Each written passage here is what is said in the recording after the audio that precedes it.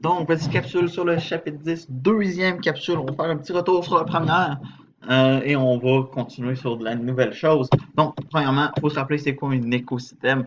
Un écosystème, c'est lorsque j'ai une communauté qui interagit avec le non-vivant.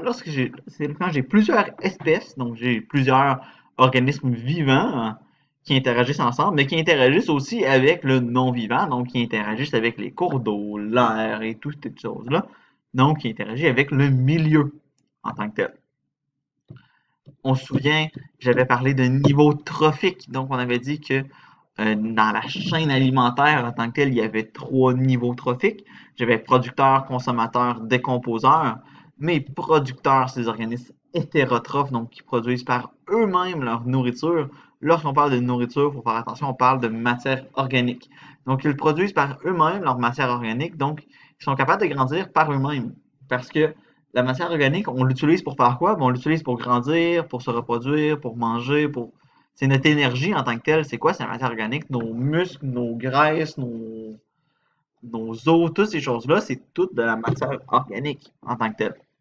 Donc, c'est ça. Un organisme autotrophe, c'est un qui va être capable de produire cette matière organique-là nécessaire au fait de grandir par lui-même. Puis là, il produit par photosynthèse. Les autotrophes, donc les producteurs ou autotrophes, on dit que c'est la même chose. C'est pas exactement la même chose, mais si je parle d'organismes autotrophes, il faut que vous sachiez que je parle de producteurs. Si je parle d'organismes hétérotrophes, je vais parler de consommateurs ou de décomposeurs. Mais pour là, parlons juste des consommateurs. Un organisme hétérotrophe, ça veut dire autre nourriture, hétéro, autre nourriture. Trophe, donc son nourriture, il n'est pas fait par lui-même, il vient de quelqu'un d'autre. Donc, il est incapable de produire par lui-même sa matière organique. Il doit manger quelqu'un qui l'a déjà fait. Donc, qu'est-ce qu'il doit faire? Si c'est un herbivore, il va venir manger les herbes, herbivores, dévorer, herbes, dévorer, herbivore. Si c'est un carnivore, carni, ça veut dire viande, ça vient du fait qu'il va manger de la viande, donc un carnivore. Ça peut être un omnivore, c'est-à-dire qu'il va manger de la viande et des herbes. Donc, si je suis un herbivore, je vais aussi être un consommateur de premier ordre. Si je suis un carnivore, dépendant de ce que je mange, je vais être un consommateur de deuxième ordre ou plus. Et là, si je suis un omnivore, ben là, je suis difficile. Je suis le cas d'un ours. Un ours, ça peut être un consommateur de premier ordre. Il peut être un, tout comme un herbivore lorsqu'il mange des plantes, mais il peut aussi être un consommateur de plus haut ordre selon les autres choses qu'il va manger. Désolé. Donc, maintenant, les décomposeurs, un autre type d'organisme hétérotrophe parce que ces matières organiques ne deviennent pas de lui-même. Mais dans ce cas-là, le décomposeur, il va manger des déchets. Donc, sa matière organique vient des excréments, des cadavres, des feuilles mortes, des arbres morts, des buissons morts, tout ce qui est mort, tout ce qui est déchets. Les détritivores vont l'utiliser pour produire leur matière organique. Mais là, on parlait qu'il y avait un flux de l'énergie dans un écosystème. Ce flux de l'énergie-là, c'est quoi? Premièrement, j'ai de la matière inorganique dans mon milieu. Cette matière inorganique-là, elle est utilisée par les producteurs pour produire de la matière organique. Les consommateurs utilisent cette matière organique-là et produisent des déchets. Ces déchets-là sont ensuite utilisés par les décomposeurs pour eux, pour qu'ils puissent grandir, mais les décomposeurs vont aussi faire une autre chose. Ils vont aussi produire de la matière inorganique. Donc, le décomposeur, lui, son travail, sa job, si on veut le dire, c'est de prendre la matière organique, donc de prendre les déchets, puis de la transformer en matière inorganique. Maintenant, la matière inorganique, elle est revenue dans mon milieu, mes producteurs peuvent l'utiliser. On a une situation de recyclage chimique, qu'on va appeler. Donc, les décomposeurs, eux, ce qu'ils font, c'est du recyclage chimique. Ils utilisent l'énergie chimique emmagasinée dans la matière organique. Donc, recyclage chimique, ça vient de là, de l'énergie chimique emmagasinée dans la matière organique. On parle d'énergie bientôt. Les productions, on fait juste se rappeler là, très rapidement, les producteurs transforment l'énergie inorganique en énergie organique et les décomposeurs transforment l'énergie organique en énergie inorganique. Parce que lorsqu'on parle de matière, on peut aussi parler d'énergie parce qu'il y a des liens entre les particules et l'énergie organique, souvent, majoritairement, je vais presque dire tout le temps, a beaucoup plus d'énergie dans ses liens chimiques que la matière inorganique parce que les molécules organiques sont plus grosses que les molécules inorganiques. Donc, initialement, quand tu regardes un écosystème, tu vas voir qu'il y a beaucoup d'énergie solaire. Partout sur la Terre, il y a de l'énergie solaire. Ça nous vient du soleil. Les organismes autotrophes, donc les producteurs, eux, qu'est-ce qu'ils font? C'est qu'ils transforment l'énergie solaire en énergie chimique. Donc, ils prennent l'énergie du soleil et par photosynthèse, ils vont produire des glucides, par exemple. C6H12O6 pour se nourrir. Mais en tant que tel, c'est ce qu'ils font en tant que tel. Pour grandir, c'est qu'ils produisent de l'énergie chimique, ils produisent du glucose par photosynthèse. Maintenant, il y a aussi une forme d'énergie chimique, le glucose, maintenant, qui est produit par les producteurs. Les consommateurs, eux, vont venir manger ces producteurs-là, ou vont venir manger des consommateurs qui ont mangé des producteurs, et ils vont emmagasiner l'énergie chimique. De quelle façon? Ils vont l'emmagasiner en muscles, en graisse. Mes os aussi, c'est de l'énergie chimique. Tout ce qui me compose en ce moment a nécessité de l'énergie pour être composé. Donc, l'entièreté de mon corps est composée d'une certaine façon d'énergie chimique qui est provenue de où? Qui est provenue des producteurs. Et ensuite, l'énergie que je mange tous les jours, elle n'est pas toute elle n'est pas toute utilisée pour me faire grandir en tant que tel. Comme moi, en ce moment, je grandis plus vraiment. Euh, donc, l'énergie chimique que je mange à tous les jours, elle ne sert pas à grandir. Elle va servir à quoi? À manger, à parler, à filmer cette capsule-là, ça me prend de l'énergie. Respirer, mon cœur qui bat, ça prend de l'énergie. Toutes ces choses-là nécessitent de l'énergie et les consommateurs l'utilisent donc de cette façon-là. Là, cette énergie-là, on peut dire qu'elle est un petit peu perdue en tant que telle. Si quelqu'un vient manger moi, toute l'énergie que j'ai utilisée dans ma vie pour me déplacer, là, elle ne va pas revenir. Donc, c'est pour ça qu'on dit que les transferts d'énergie d'un niveau à l'autre sont pas parfaits. Puis là, ça va nous créer des belles petites pyramides, soit d'énergie ou de biomasse. Commençons par celle d'énergie à gauche. Initialement, ça, c'est la quantité, la valeur énergétique de... Si je mange tous les végétaux, hein, c'est quoi la valeur énergétique? C'est quoi l'énergie que je vais recevoir de ça? C'est cette grosseur-là. Ensuite, mon lapin qui vient manger mes petits trèfles, lui, il a seulement cette valeur énergétique-là, en mauve. Pourquoi? Parce que une partie de la nourriture qu'il a mangée, il l'a utilisée pour grandir, oui. Donc, c'est qu'est-ce qu'il y a en mauve, c'est qu'est-ce qu'il a utilisé pour grandir. Mais toute la partie qu'il a utilisée pour respirer, pour courir, pour faire toutes ces choses, là, c'est perdu. Moi, quand que je vais être en haut puis je viens manger mon lapin, ben là, je l'ai pas, cette énergie-là qui est utilisée pour courir. Et là, c'est comme ça que c'est pour ça que la pyramide rétrécit à toutes les étapes. Là, ça, c'est lorsqu'on parle d'énergie. On peut aussi parler de biomasse. La biomasse, c'est quoi? C'est la masse totale de toute la matière organique d'un écosystème. Donc, si on parle d'énergie en kilojoules, on parle de masse en kilogrammes. Mais on va aussi parler de productivité primaire. C'est quoi ça, la productivité primaire? C'est la quantité de biomasse produite par les producteurs, désolé, de l'écosystème. Donc, si on regarde ma première pyramide de gauche que j'avais juste ici, ma productivité primaire, c'est quoi? C'est qu'est-ce que j'en vends? C'est la quantité soit d'énergie ou de biomasse. Là, on va parler en termes de biomasse. Donc, c'est qu'est-ce que j'ai en brun ici? C'est ma masse totale des producteurs. C'est la quantité d'énergie que mes producteurs ont que mes consommateurs vont avoir accès à.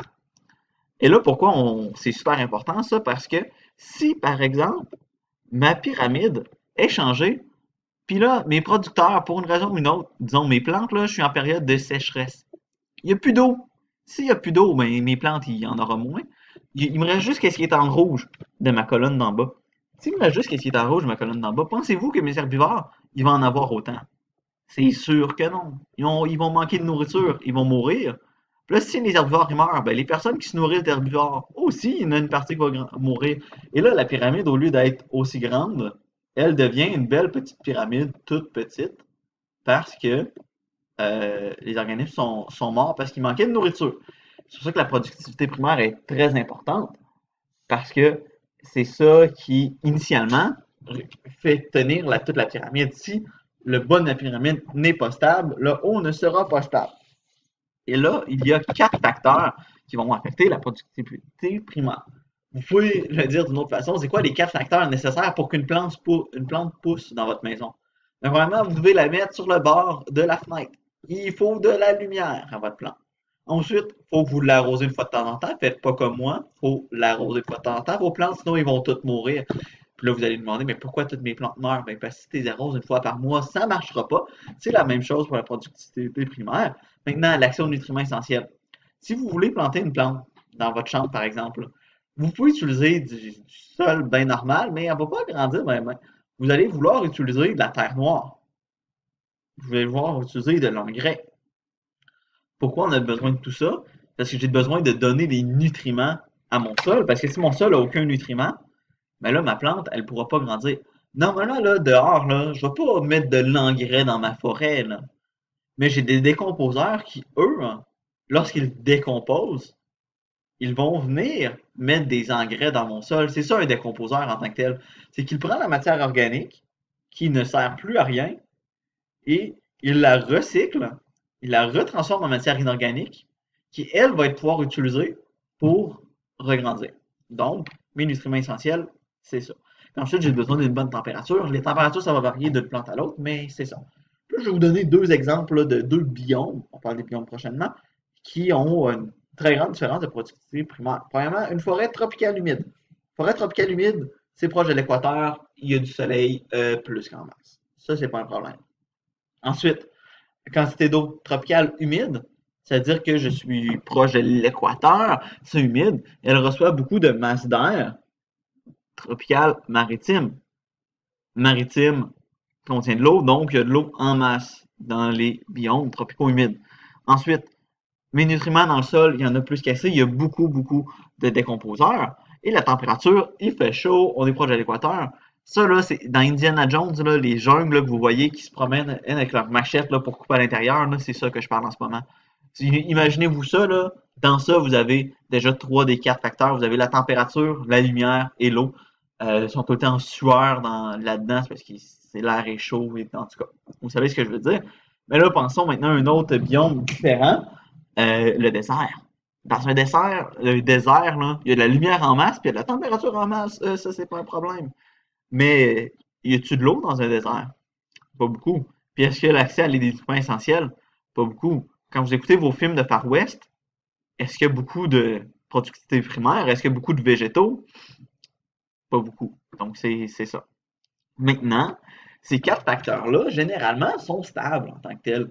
Si je regarde la forêt en arrière de chez nous, ben, elle a pas mal tout le temps la même quantité de lumière. Elle a pas mal tout le temps la même quantité d'eau. Elle a le même accès aux nutriments essentiels. Le cycle, il est là. Ça bouge pas. Puis la température, elle est relativement stable. Ben, d'année en année, si on regarde, dans une année, oui, il y a de l'instabilité, mais sur le long terme, c'est quand même stable.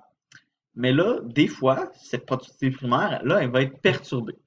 Que ce soit par des perturbations humaines, donc que c'est nous qui a fait quelque chose qui a perturbé l'écosystème, ou des perturbations naturelles.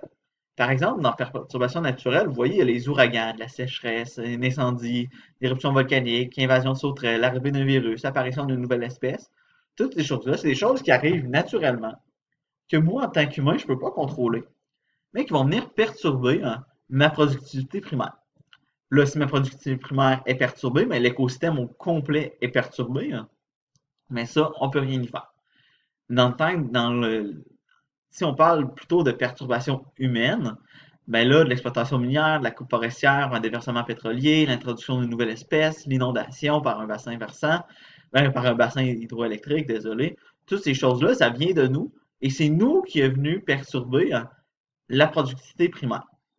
Mais là, lorsque la productivité primaire est perturbée, disons là qu'il y a eu une grande période on va dire qu'il y a eu un incendie de forêt, une géante incendie de forêt causée par la foudre ou par l'humain, dans les 2 cas, ça va être la même chose.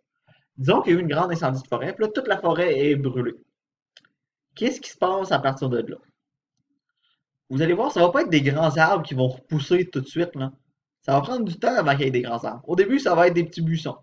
Puis après, les buissons vont devenir de plus en plus grands. Puis là, les buissons vont mourir. Ça va être des buissons encore plus grands. Puis là, encore plus grands. Puis là, il va y avoir quelques arbres. Puis là, il va y avoir encore plus d'arbres. Puis là, c'est avec le temps, ça va passer de petit à de plus en plus gros. Puis à un certain moment, là, on va retrouver la stabilité. La stabilité, ça se peut que ce soit exactement ce qu'on avait avant, mais ça risque d'être un petit peu différent. mais après un certain moment, ma productivité primaire va se restabiliser. Donc, avec le temps, ma productivité primaire va remonter en texte. On peut le voir comme une courbe qui, euh, au début, là, disons, là, je vois pas ma souris, disons, au début, on avait cette productivité-là ici, c'est stable. Feu de forêt, la productivité descend. Là, la courbe remonte peu à peu, peu à peu. Tout le temps que ça remonte, après un temps, ça va revenir stable. Quand c'est stable ici, on est revenu à une situation comme on veut. Tout cet espace-là ici, où la productivité primaire est en changement, on appelle ça de la succession écologique. Donc, c'est une période où il y a des changements et ces changements-là vont venir euh, permettre de retrouver la stabilité. Si je voulais une définition exacte du manuel, la succession écologique est une série de changements qui s'opèrent dans un écosystème à la suite d'une perturbation jusqu'à ce que l'écosystème atteigne un état d'équilibre. Donc, ça résume un petit peu notre petit graphique ici. On a plein de changements qui vont se produire dans cette zone-là, ici, qu'on voit délimiter ici, jusqu'à temps qu'on retrouve une stabilité. Et là, cette succession écologique-là se produit dans, dans tous les types de perturbations. Des fois, la succession écologique, qu'est-ce qui va se passer? Donc, on fait un petit graphique ici, ça va descendre. Puis là, ça va remonter, mais ça va se restabiliser ici. Exemple, dans le cas d'une exploitation minière, quand ma mine est construite, ben là, ma productivité primaire ne va pas pouvoir remonter autant qu'avant. Ma mine, elle prend de l'espace. Il n'y aura plus de végétaux à cette place-là. Donc, ça, c'est une chose qu'il faut penser. La productivité primaire ne va pas toujours remonter jusqu'en haut. Donc, si la productivité primaire, elle remonte jusqu'ici, mais pas plus haut, là, c'est plate, mais ma pyramide qui avant était comme ça, elle est maintenant rendue comme ça. Parce qu'il y a moins de végétaux dans le bas. S'il y a moins de végétaux dans le bas, il y a moins de consommateurs dans le haut. Et on est un petit peu pris. Donc, ça fait le tour pour cette deuxième capsule-là. On se revoit dans la prochaine capsule pour parler des biomes.